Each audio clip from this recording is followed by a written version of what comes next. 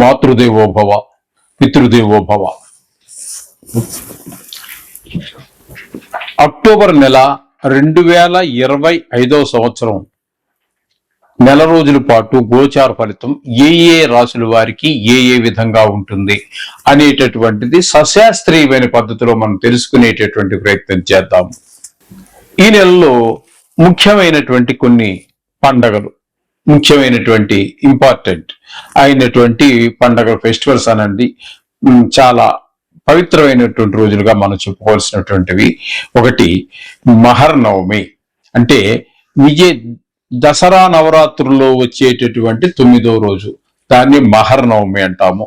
తదుపరి విజయదశమి అని చెప్పేసి అది ఒకటి మనం చేసుకుంటూ ఉంటాము. నవమి వెళ్ళిన మరుసటి రోజునే విజయదశమి పూజ కూడా చేసుకుంటాము. అదే రోజు శమి వృక్షానికి కూడా పూజ చేస్తూ ఉంటాము. ఆ విషయాలన్నీ ప్రత్యేకమైనటువంటి మన వీడియోలో చెప్పుకుందాము. ఇకపోతే 10వ తారీఖు ప్రతి నెల వచ్చేటటువంటి సంకటహర చతుర్థి అనేటటువంటిది 10వ తారీఖు వస్తున్నది. 17వ తారీఖున ప్రతి నెలలోనూ కూడా రవి ఒక రాశి నుంచి ఒక రాశికి మారుతూ ఉంటాడు. అది ఇంచుమించుగా 14వ తారీఖు నుంచి 17వ తారీఖు లోపల జరుగుతూ ఉంటుంది. ఈ నెలలో మనకి, అంటే ఈ అక్టోబర్ నెలలో 17వ తారీఖున రవి సంక్రమణం జరుగుతూ ఉన్నది.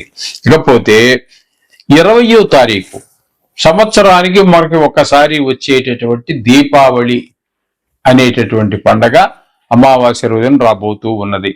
ఇక 25వ తారీఖున నాగుల పంచమి, నాగుపాము అనేటటువంటి దాన్ని మనం ఒకప్పుడు చాలా పవిత్రంగా పూజించేటటువంటి వాడు. ఈ రోజున ఆ జాతే కనుమరుగైపోతూ ఉన్నటువంటి పరిస్థితి. దాన్ని కూడా తినేసేటటువంటి వాడు బయలుదేరారు. వాటిని తినడానికి ఆల్రెడీ కొంతమందికి, కొన్ని ప్రాణులకి ఆహారంగా దైవమే నిర్ణయించాడు. కానీ ఈనాడు మానవుడు దేవుడు నియమించిన వాటిని వదిలిపెట్టేంటో వదిలిపెట్టలేదు, వాటితో పాటుగా మనకి ఆహారం కాదు, వేరే జంతువులకి, వేరే పక్షులకి ఆహారంగా నిర్దేశించబడినటువంటి కొన్ని ప్రాణులు కూడా కోసుకొని తినేస్తున్నాడు. మానవుడి ఆకలి తీరేటట్టు లేదు నాయన. ఆ భగవంతుడి వల్ల కూడా వీడి ఆకలి తీర్చేటట్టు లేదు. భూమి మీద పంటంతా తినేసిన వీడి ఆకలి తీరటం లేదు. సముద్రంలో ఉన్నటువంటి జీవించేటటువంటి చేపలు, రొయ్యలు, పీతలు, తాబేళ్లు, ఇవన్నీ తినేసిన వీడి ఆకలి తీరటం లేదు. ఆకాశంలో సంచరించేటటువంటి పక్షి విహంగాలన్నీ ఉన్నాయి కదండి, ఆ ఆకాశంలో జీవిస్తూ ఉంటాయి. పాపం భూమి మీదకి రానే రావు. వాటిని కూడా పుట్టి కంచి పెంచి చంపు తినేస్తూ ఉన్నాడు. అంటే భూమి మీద, నీళ్ళల్లోనూ ఆకాశంలోనూ ఎన్ని చేసినా కూడా వీడి ఆకలి తీరటం లేదు. ఇది తీరేటటువంటి దారి కూడా లేదండి ఇవి తీరటానికి. ఎంత ఆకలి మానవుడికి. ఈ విధంగా మొత్తం మీద ఒకప్పుడు మనం నాగుపాము అనేటటువంటి వాటిని కూడా మన దగ్గర పూజలు అందుకున్నటువంటివి, వాటిని కూడా ఈ రోజున మహా దౌర్జన్యంగా చంపేసి తినేస్తూ ఉన్నారు. గోమాతల్ని చంపుకు తినేస్తూ ఉన్నారు. అక్కడ ప్రతి ప్రాణిలోనూ సర్వాంతర్యామని చెప్పుకుంటున్నామే, ఆ దయ, జాలి, ఆ గుణం ఏవైపు అర్థం కాదు. ఈ విధంగా మొత్తం మీద ఏదైతే గాని ఈ నెలలో ఇవన్నీ కూడా ముఖ్యమైనటువంటి పండుగలుగా వస్తున్నాయి. వృశ్చిక రాశి వారికి అక్టోబర్ నెల 2025 నుండి గోచార ఫలితాలు ఏ విధంగా ఉన్నాయి అనేటటువంటిది సశాస్త్రీయ పద్ధతిలో తెలుసుకునే ప్రయత్నం చేద్దాము. ఇక్కడ ఈ వృశ్చిక రాశి వారికి బుధుని కనుక మనం తీసుకున్నట్టయితే లాభస్థానంలో 1 రోజు, వ్యయస్థానంలో ఒక 23 రోజులు, జన్మంలో 6 రోజులు, అంటే 3 రాశులలో సంచారం చేస్తూ ఉన్నారు. ఏకాదశ స్థానంలో సంచారం చేసేటటువంటి 1 రోజు లాభదాయకంగానే ఉంటుంది. ఇక వ్యయస్థానంలో సంచరించే 23 రోజులు మాత్రం ధనం ఖర్చు అయిపోతుంది, ధనం నష్టం కూడా జరుగుతుంది.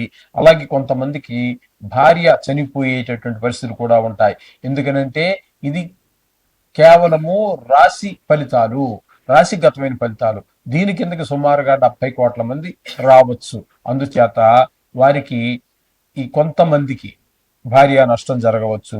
ఈ విధమైనటువంటి కొంతమందికి కారాగార శిక్ష. ఇందులో ఎంతో మంది పుణ్యాత్ములు ఉంటారు. 70 కోట్ల మంది అంటే ఎంతో మంది పాపాత్ములు ఉంటారు. అందులో పాపాత్ములు కొంతమందికి కారాగార శిక్ష పడేటువంటి అవకాశం కూడా గోచరిస్తుంది వ్యయ స్థానంలో సంచరించేటప్పుడు.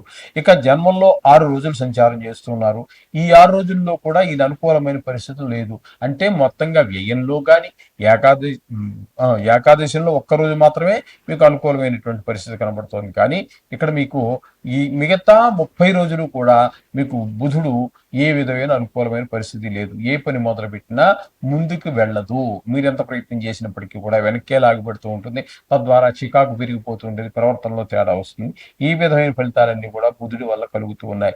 ఇక కుజుని యొక్క సంచారం తీసుకున్నట్టయితే వ్యయస్థానంలో 27 రోజులు, అంటే వ్యయస్థానం అంటే తులారాశిలో 27 రోజులు సంచారం చేస్తూ ఉన్నారు. జన్మల్లో 4 రోజులు. ఇక్కడ కూడా కుజుడు మొత్తంగా నెల రోజులు కూడా మీకు ఏ విధమైనటువంటి ఉపకారము లేదు. ఇక్కడ ఈ స్థానంలో ఉన్నప్పుడు ధన వ్యయము, ధన నష్టము, కొన్ని గాయాలు అయ్యేటువంటి అవకాశం ఉంటుంది. కొంతమందికి భార్య నష్టం జరిగే అవకాశం ఉంటుంది. మనోవిచారం ఉంటుంది. కొంతమందికి ఇందాక చెప్పుకున్నట్టుగానే కారాగార శిక్షలు పడే అవకాశం ఉంటుంది. ఇకపోతే జన్మంలో ఒక 4 రోజులు సంచారం చేస్తున్నారు. ఈ 4 రోజుల్లో కూడా మీరు ఏదో చేయాలని ఎంత మీరు ప్రయత్నాలు చేసినప్పటికీ ఆ పని ముందుకు వెళ్లకుండా వెనక్కి లాగి పెడుతూనే ఉంటుంది. ఈ విధమైన మొత్తంగా ఈ కుజుడు మాత్రం మీకు పూర్తిగా రవి, బుధుడు, కుజుడు 3 కూడా వ్యతిరేకమైన ఫలితాలే ఇస్తూ ఉన్నాయి. ఇకపోతే ఈ వృశ్చిక రాశి వారికి చతుర్థ స్థానంలో రాహుగ్రహ సంచారం జరుగుతున్నది. అలాగే పంచమ స్థానంలో శనిగ్రహ సంచారం వక్రగతిలో ఉన్న కారణంగా ఆయన కూడా చతుర్థ స్థాన ఫలితాన్ని ఇస్తున్నారు.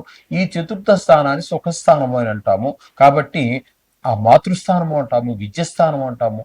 కాబట్టి ఈ విషయాల్లో అంటే తల్లిగారి ఆరోగ్య విషయంలో కావచ్చు, లేదా ఆవిడ ప్రవర్తనలో కావచ్చు, మన మీద కోపంగా ఉండటం అనేది కావచ్చు, అలాగే విద్య విషయంలో కావచ్చు, భూమి, ఇల్లు, వాహనాలు, అలాగే మన స్వభావం, ఇటువంటి విషయాలన్నింటిలో కూడా 4వ స్థానంలో రాహువు, శని 2 గ్రహాలు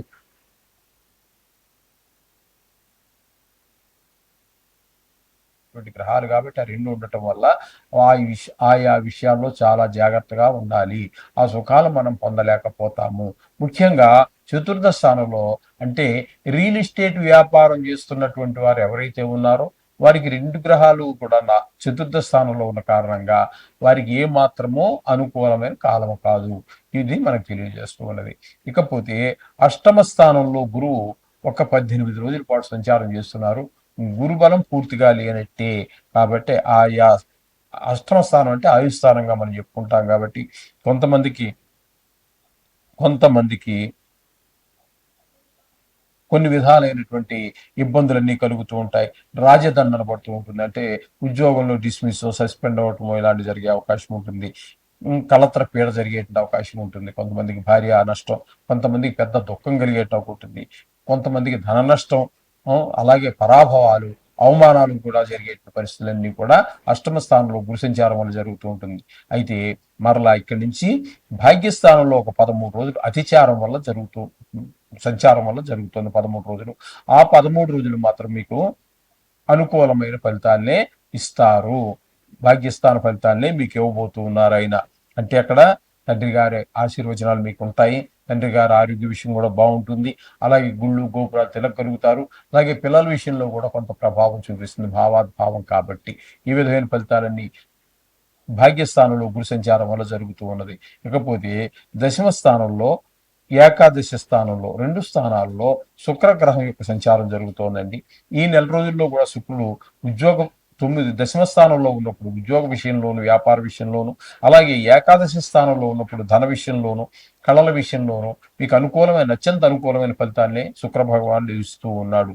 ఇకపోతే కేతువుని కనుక తీసుకున్నట్టయితే దశమ స్థానంలో కేతు ఉండటం వల్ల ఉద్యోగపరమైనటువంటి, వృత్తిపరమైనటువంటి విషయాలలో అనేక రకాలైనటువంటి మీరు ఊహించినటువంటి అనేక రకాల ఇబ్బందులకి గురి చేసేటువంటి అవకాశం కేతు వల్ల కలుగుతూ ఉన్నది. ఇకపోతే రవి యొక్క సంచారం కనుక మనం తీసుకున్నట్టయితే ఏకాదశ స్థానంలో 22 రోజులు, ఒక రవి యొక్క సంచారం 17 రోజులు మాత్రము మీకు ఏకాదశి స్థానంలోను, 14 రోజులు వ్యయ స్థానంలోనూ సంచారం జరుగుతున్నది. ఏకాదశ స్థానంలో ఉన్న రోజుల్లో ధనానికి లోటు ఉండదు. అట్లాగే ధనార్జన ఉంటుంది. అలాగే మంచి వ్యవహార నైపుణ్యం ఉంటుంది. వద్దనుకున్నా కూడా డబ్బులు మీకు తెలియని రీతిలో మీరు ఊహించిన దానికంటే ఎక్కువ వచ్చే అవకాశం కనబడుతున్నది. ఇకపోతే ఇక 14 రోజులు మాత్రము రవి ఏ స్థానంలో ఉన్నారు. కొంచెం ఆరోగ్య విషయంలో కొంచెం జాగ్రత్తలు తీసుకోవాలి. శత్రుభయము, మనోవిచారం ఇలాంటివన్నీ కలిగే అవకాశం రవి వల్ల కలుగుతూ ఉన్నదండి. ఈ విధమైనటువంటి ఫలితాలన్నీ కూడా మనం చెప్పుకోవలసి ఉన్నది. కాబట్టి ఇక్కడ ఆ కొన్ని గ్రహాల అనుకూలత, కొన్ని గ్రహాల ప్రతికూలతలు మామూలే, ఖచ్చితంగా ఉంటాయి. కాబట్టి మనం ఏ గ్రహాలు, చాలా గ్రహాల అనుకూలత లేదని చెప్పుకోవాలి ఇక్కడ మనకి. ఎందుకంటే రాహు అనుకూలంగా లేడు, శని అనుకూలంగా లేడు. అలాగే తీసుకున్నట్టయితే బుధుడు అనుకూలత లేదు. బుధుడు ఒక్కరోజు అనుకూలత ఉండటం వల్ల ఉపయోగం ఏమీ లేదు. ఆ విధంగా రవి అనుకూలత కూడా కొద్ది రోజులు మాత్రం ఉన్నది, 17 రోజులు. మొదటి ఫోర్త్ నైట్, రెండో ఫోర్త్ నైట్ మాత్రం అనుకూలంగా లేదు, రెండో పక్షం అనుకూలంగా లేదు. చేత కొన్ని గ్రహాల ప్రతికూలత ఉన్న కారణంగా తగు జాగ్రత్తలు తీసుకుంటూనే ఒక రోజు 2-3 నిమిషాలు నవగ్రహ ప్రార్థన చేసుకోవడం ద్వారా మీరు సునాయాసంగా ఈ యొక్క చిన్నపాటి ఇబ్బందుల నుండి మీరు బయటపడే అవకాశం ఉంటుంది. శుభం భూయాలు.